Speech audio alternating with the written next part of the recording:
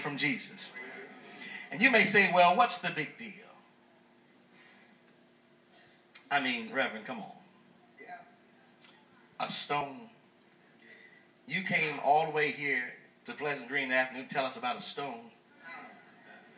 I mean, a stone is just a rock classified by mineral and chemical composition as well as the texture of the constituent particles and by the processes that formed it. But what's the big deal? I mean, the stone was a rock. It could have been igneous, sedimentary, or metamorphic.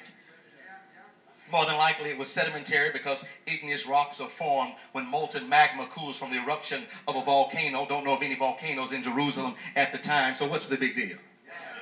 I mean, the stone couldn't have been metamorphic because the Jerusalem atmosphere wouldn't allow it.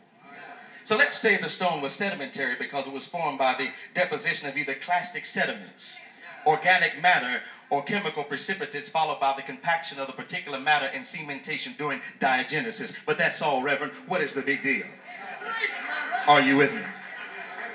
The stone in our text was probably sedimentary because the class of rock is formed on the earth's surface and includes mud rocks and sandstones and carbonate rock, but that's all. It means nothing more, Reverend. What is the big deal?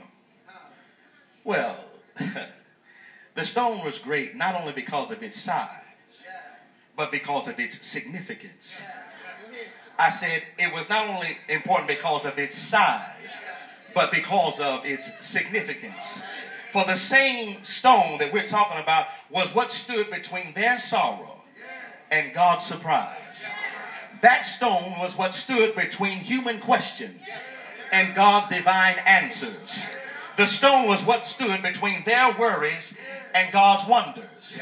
It's what stood between anguish and an angel. It's what stood between weeping at night and joy in the morning. It's what stood between them and the Lord. Am I in the right room?